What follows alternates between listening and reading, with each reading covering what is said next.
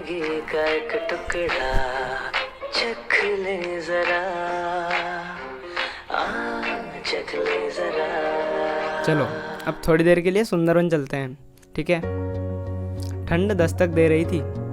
सभी जानवर आने वाली ठंड के मौसम के लिए तैयारी करने में लगे हुए थे। सुगरी नाम की चिड़िया भी उनमें से एक थी।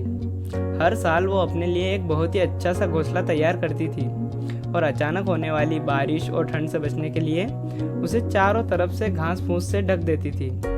सब कुछ बिल्कुल ठीक ठाक चल रहा था। एक दिन अचानक से बिजली कड़कने लगी और देखते देखते घनघोर बारिश होने लगी और बेमौसम आई इस बारिश से ठंड भी बढ़ गई। सभी जानवर अपने अपने घर की तरफ भागने लगे। सुगरी भी तेजी दिखाते हुए अपने घर घोंसले में वापस आ गई और आराम करने लगी। उसे आए अभी कुछ ही वक्त बीता था कि एक बंदर खुद को बचाने के लिए पेड़ के नीचे आ पहुंचा। सुगरी ने बंदर को देखते ही कहा, बड़े होशियार बनते फिरते हो ना, तो भला ऐसे मौसम से बचने के लिए घर क्यों नहीं बनाया? ये सुनकर बंदर को गुस्सा आया, लेकिन वो चुप ही रहा और पेड़ की आड़ में खुद को बचाने की कोशिश करने लगा। थोड़ी ही देर शांत रहने पर सुगरी फिर बोली, पूरी गर्मी इधर उधर आलस में बिता दी, अच्छा होता अपने लिए एक घर बना लेते। ये सुनकर बंदर ने गुस्से में कहा, तुम ना अपने मतलब से मतलब रखो, ठीक है, मेरी चिंता छोड़ दो। सुगरी ये सुन के चुप हो गई, पर बारिश थी कि रुकने का नाम ही नहीं ले रही थी और हवाएं भी बहुत तेज चल रही थी। बेचारा बंदर ठंड से कांप रहा था और खुद को ढकने की भरसक कोशिश कर रहा था, पर सुगरी ने तो मानो उस दिन उसे छेड़ने की कसम ही खा ली थी। वो फिर बोली, काश कि तुमने थोड़ी सी अकल दिखाई होती तो आज इस हालत।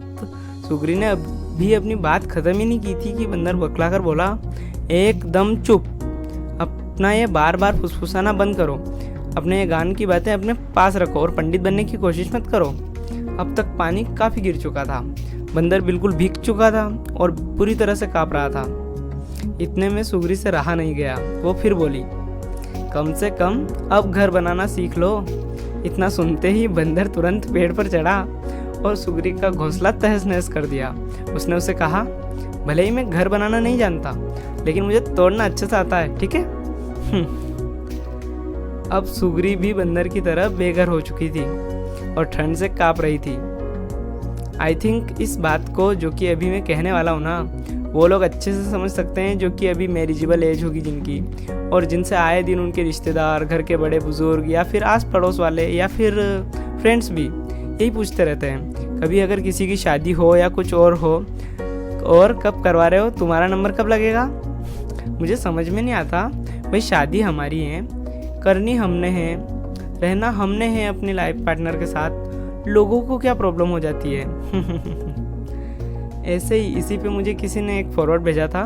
मेरे पड़ोस में एक रहने वाली बूढ़ी अम्मा हमेशा मुझसे पूछती थी, कभी किसी की शादी होती थी ना मोहल्ले में या कहीं आसपास, तो वो हमेशा मुझसे पूछती थी, और तुम्हारी कब बारी है, कब लगा रहे हो नंबर।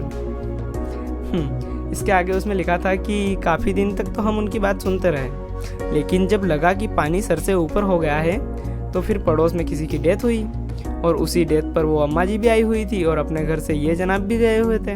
तब इन्होंने उनसे पूछा, और आपका नंबर कब लगेगा, हैं, कब कर रही हैं तैयारी आप। वो दिन और आज का दिन। उन अम्मा जी ने कभी अफेयर नहीं किया कि कब लगेगा आपका नंबर।